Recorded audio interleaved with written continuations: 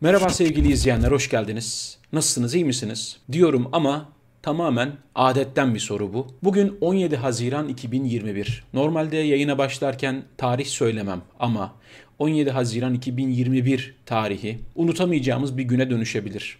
Sık sık bahsettiğimiz Türkiye'nin karanlık dönemlerinden, kırılma dönemlerinden birisinin başlangıç tarihi olarak hafızamızda yer edebilir. Umarım öyle olmaz. Umarım devamı gelmez ama bugün İzmir'de HDP İzmir İl Binası'na bir saldırı gerçekleştirildi. Masum bir insan katledildi. Bu cinayet sadece bir insanın katledilmesinden ibaret değil. Bu saldırı sadece bir siyasi partinin il binasına yapılmış bir saldırı değil. Bu saldırı Türkiye'nin tamamına yapılmış bir saldırı. Bu saldırı Türkiye'deki umutları tamamen bitirmek, Türkiye'nin karanlıktan çıkmasına, bataklıktan kurtulmasına dair umutları tamamen tüketmek için, saray saltanatını sürdürebilmek için, saray rejimini sürdürebilmek için, kurdukları hırsızlık, yolsuzluk düzenini devam ettirebilmek, çarklarını daha da döndürebilmek için kurguladıkları oyunun, kurdukları kumpasın ne yazık ki ilk hamlesiydi. Öncesi de var tabii ki, direkt bununla başlamadı. Bugün yayın başlığı olarak Erdoğan düğmeye, katil tetiğe bastı cümlesini seçtim. Fazla agresif bulabilirsiniz ama ben bunu bilerek seçtim. Çünkü bu kini, bu nefreti, bu öfkeyi, bu saldırganlığı besleyen bir şey var. Dünyanın her yerinde katiller olabilir. Dünyanın her yerinde ırkçılar, faşistler, canavarlar olabilir. Ama onların cesaret bulacağı, onların elini kolunu sallayarak gezeceği, kendilerini çok rahat hissedecekleri bir ortamı ancak güçlü bir siyasi otorite sağlayabilir. Sırtlarını sağlam bir yere dayamaları lazım. Dayıları olması lazım. Öyle kolay değil. Bir ülkede insanlar bir tweet atarken acaba başıma bir şey gelir mi diye düşünüyor.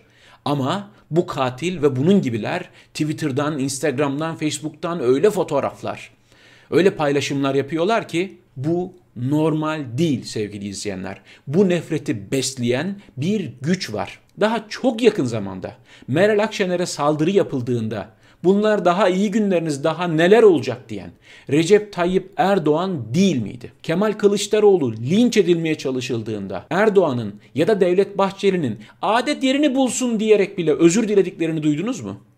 Selçuk Özdağ'a saldıranlar kimlerdi? Sokak ortasında Barış Atay'a saldıranlar kimlerdi?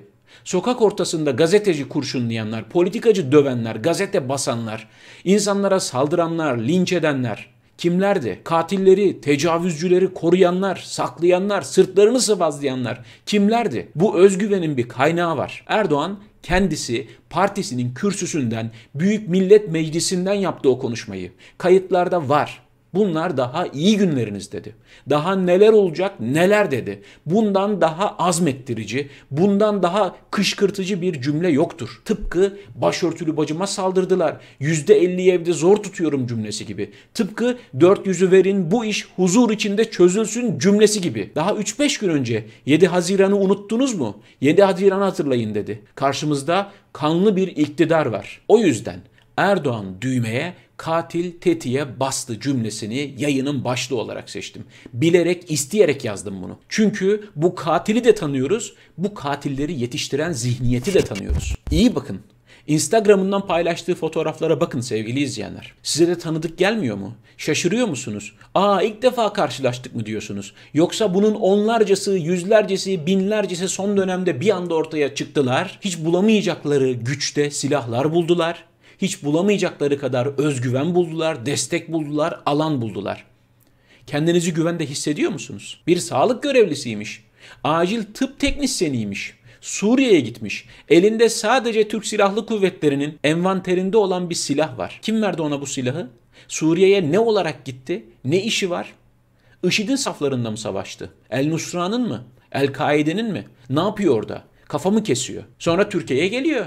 Elini kolunu sallayarak geliyor. Neredeyse her gün burada yayında haksızlığa uğrayan normal vatandaşlardan bahsediyoruz. Kadınlardan, çocuklardan, erkeklerden haksızlığa uğrayan, daha dün Soma'da katledilmiş 301 işçinin katillerine verilen cezayı konuştuk. Konuşmadık mı? 2 ay önce bir milletvekilini tekme tokat tutuklayıp cezaevine atmadılar mı? Sırf işkencecileri ifşa ettiği için. Bu katilleri iyi tanıyoruz sevgili izleyenler. Hepiniz çok iyi tanıyorsunuz. Sırtlarını dayadıkları yeri de çok iyi biliyoruz. Ve biz bu masumiyeti de çok iyi tanıyoruz. Komşumuzun kızı. Aynı mahallede oturuyoruz. Akrabamız var. Birine benzetiyoruz. Gözümüz bir yerden ısıracak gibi diyoruz. O kadar tanıdık bir sima. 20 yaşında bir kadın annesinin yerine, annesi hasta olduğu için annesinin yerine baktığı, annesinin işlerini yaptığı, temizlik işlerini yaptığı HDP İzmir İl Binası'nda bu canavar tarafından, bu sistemin beslediği, sarayın beslediği, büyüttüğü bu nefret canavarı tarafından katledildi. Deniz Poyraz, 20 yaşında bir kadın. O kadar cesurlar ki, o kadar kahramanlar ki, savunmasız kadınlara ve çocuklara karşı çok cesurlar. Allah'ın belaları. Memleketin başındaki, dünyanın başındaki en büyük belalar işte bunlar sevgili izleyenler. Bir masumu katletti. Fırsatını bulsa çok daha fazlasını katledecekti. Deniz Poyraz'dan geriye kalan kahvaltı masası sevgili izleyenler. Birkaç dilim domates, birkaç zeytin, ekmek, karton bardakta çay. Bu bizim hikayemiz. Bu sizsiniz. Bu sizin mahallenizin kızı, akrabanız, ablanız, kız kardeşiniz. Bu saldırı herkese yapıldı. Bu saldırı ülkeye dair derdi olan, umudu olan, kaygısı olan herkese yapıldı. Ama adres olarak bilerek HDP'yi seçtiler. Çünkü en zayıf halka orası. Oraya saldırılırsa insanlar yeterince tepki göstermez. Buna düşünüyorlar, buna güveniyorlar. Türkiye toplumunun bu zayıf karnına güveniyorlar. Oradan başlıyorlar saldırmaya. Eğer bugün gerekli tepki gösterilmez, gerekli duruş gösterilmezse işte böyle sofralarımızı dağıtacaklar. Kahvaltı sofrasında arkadaşlarımızla, ailemizle, çocuklarımızla oturduğumuz sofraları bize zehir edecekler. Katil HDP İzmir İl Binası'na girdiğinde sadece Deniz Poyraz'ı görmüş. Başka kimse yokmuş.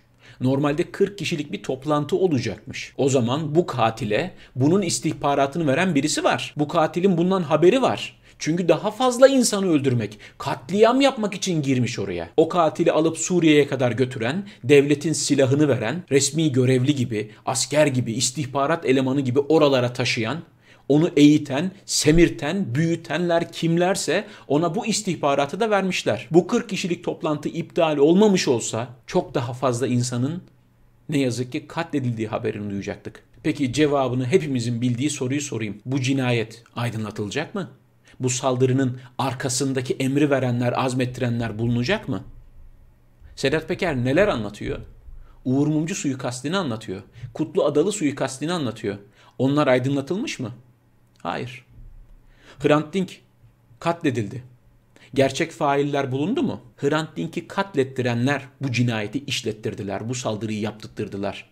Aynı kafa, aynı beyin, aynı güç. Saldırgan, katil, canavar. İçeride daha fazla insan bulmak istiyormuş. Ama başka kişiler olmadığı için sadece Deniz Poyraz'ı katletmiş. Bununla yetinmiş. Bunu da açık açık söylüyor gördüğünüz gibi sevgili izleyenler. Ve polis katili etkisiz hale getirmiş ama kelepçe falan yok. Bakın saldırıyı protesto etmek isteyen insanlar oldu Türkiye'nin çeşitli şehirlerinde. Haklı olarak. Tabii ki protesto yapacaklar. Susacaklar mı bu cinayetin karşısında insanlar? Ama polis onlara müdahale etti. Evet, polis onlara müdahale etti. Muhalefet liderleri saldırıyı kınadılar sevgili izleyenler. Bu konuda söyleyeceğim birkaç cümle var. Öncelikle okuyalım. Meral Akşener diyor ki Halkların Demokratik Partisi İzmir İl Başkanlığı'na yönelik saldırıyı kınıyor. Hayatını kaybeden Deniz Poyraz'a Allah'tan rahmet, ailesine ve sevenlerine başsağlığı diliyorum. Bulanık suda balık avlama hevesinde olanlar akıllarını başlarına alsınlar. Ali Babacan, Ahmet Davutoğlu ve Temel Karamollaoğlu HDP İzmir İl Binası'na yapılan saldırıyı kınadı. Siyasi partilerden kınama mesajları geldi. Peki muhalefetten bu aşamada, bu kritik eşikte beklenen nedir? Özellikle mecliste grubu olan CHP gibi, İyi Parti gibi, aldığı oy oranı yüksek olan, onlara gönül veren, destek veren insan sayısının çok fazla olduğu siyasi partiler, sağcı siyasi partiler, dindar siyasi partiler, Atatürkçü siyasi partiler, solcular, artık kimler varsa, öyle Twitter'dan mesaj atmakla değil. Biz bu filmi daha önce gördük, bu oyuna gelmeyeceğiz, bu oyunu bozacağız. Hayır, bu oyunu bozacak hamle, iktidarın kurguladığı kumpası bozmaktan geçer. O da nedir? En başta söylediğim yine söylüyorum. Neden hedef olarak HDP seçiliyor? Sizce istihbaratın haberi olmaz mı böyle bir saldırı girişiminden? Sizin bütün tweetlerinizi, mesajlarınızı takip eden istihbarat, iletişim başkanlığı bilmem ne filan bu katilin, bu canavarın Instagram'ındaki, Twitter'ındaki, oradaki buradaki fotoğrafları görmüyor mu? Instagram storiesinde paylaştığı yazıları görmüyor mu? Yapın, deney yapın. Kendiniz atın bakalım böyle bir mesaj. Kapınıza polis geliyor mu, gelmiyor mu? Burada oyunu bozacak olan hamle şudur. İktidarın beklemediği hareketi yapmaktır. O da gidip bugün HDP'nin yanında durmaktır. Saldırılan HDP, İyi Parti, CHP, Saadet, Deva Partisi, Gelecek Partisi, Türkiye İşçi Partisi fark etmez. Saldırılan kim olursa olsun onun yanında gidip durmaktır. Aman seçmenimiz ne der? Aman oy kazanır mıyız? Aman oy kaybeder miyiz? Değil. Ülkeyi kaybediyoruz. Oy ne? Üstelik siyasi parti liderleri çok da iyi biliyorlar. Sizden bizden iyi biliyorlar. Bu saldırıların çok daha korkunçlarının gelebileceğini.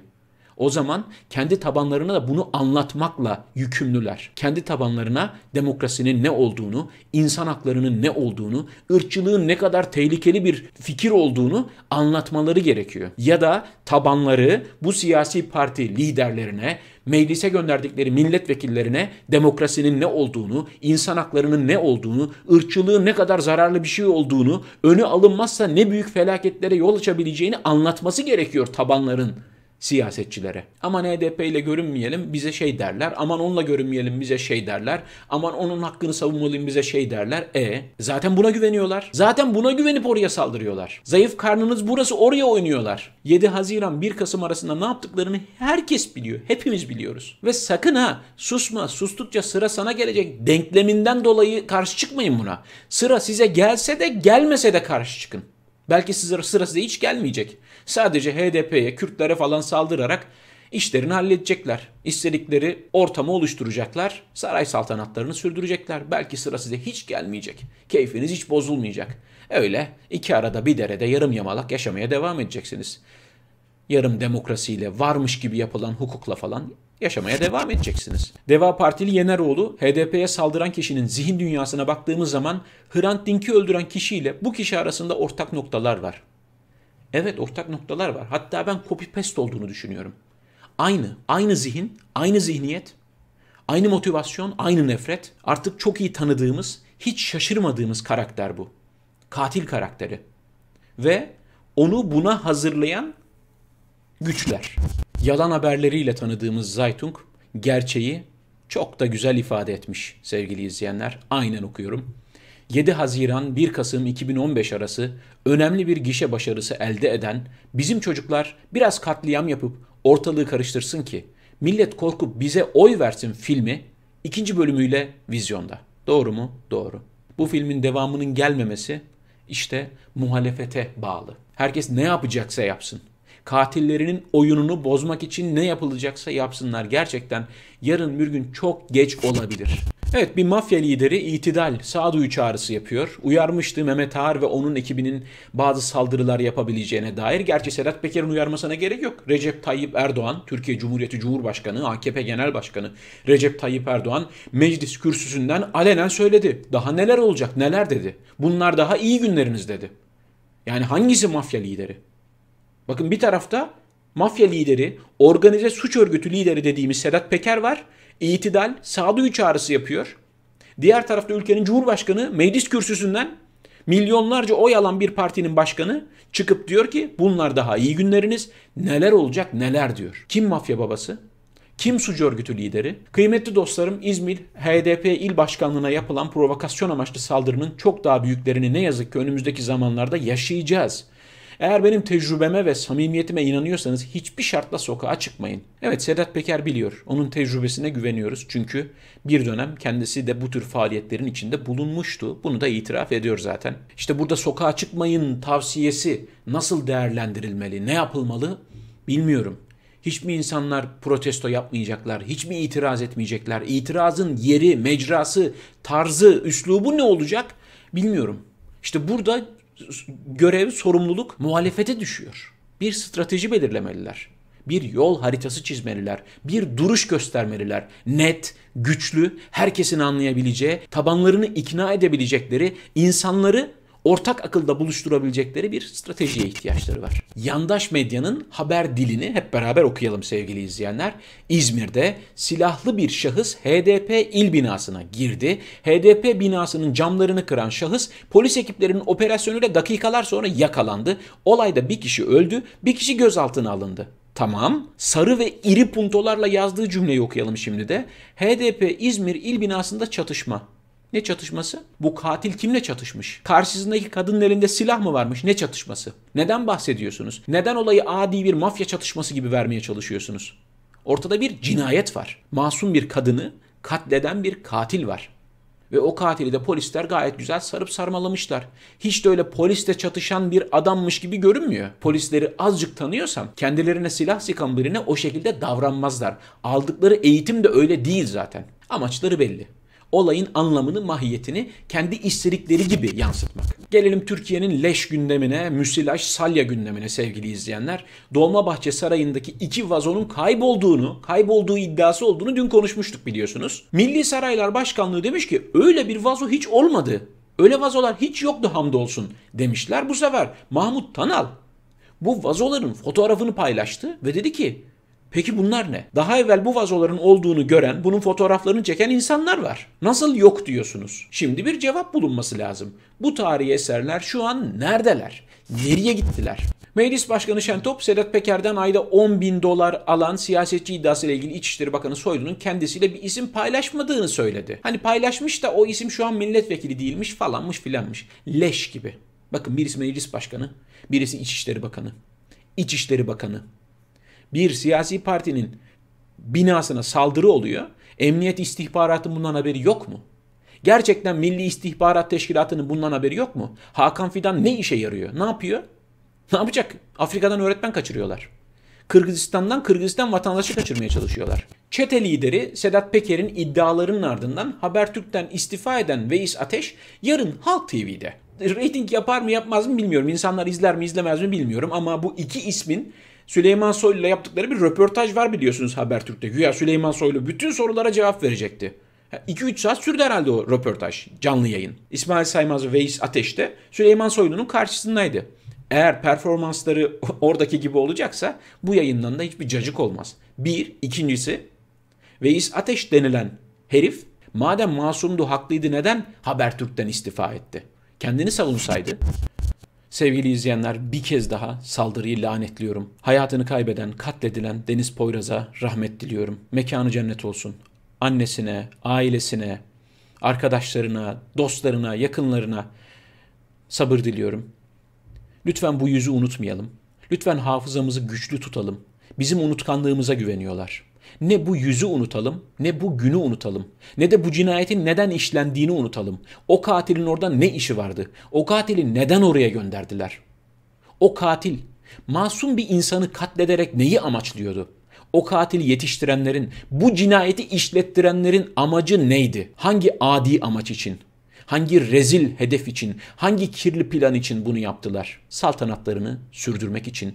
Yapmayacakları hiçbir kötülük yok. İşlemeyecekleri hiçbir suç yok.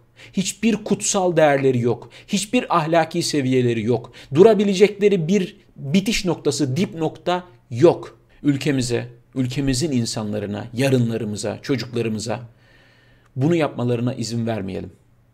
Irkçılıktan, ayrımcılıktan, adaletsizlikten lütfen zihinlerimizi arındıralım. Bu karanlıktan en kısa zamanda kurtulabilmeyi ümit ediyorum, hayal ediyorum. Kendinize çok iyi bakın. Hoşça kalın, sağlıcakla kalın.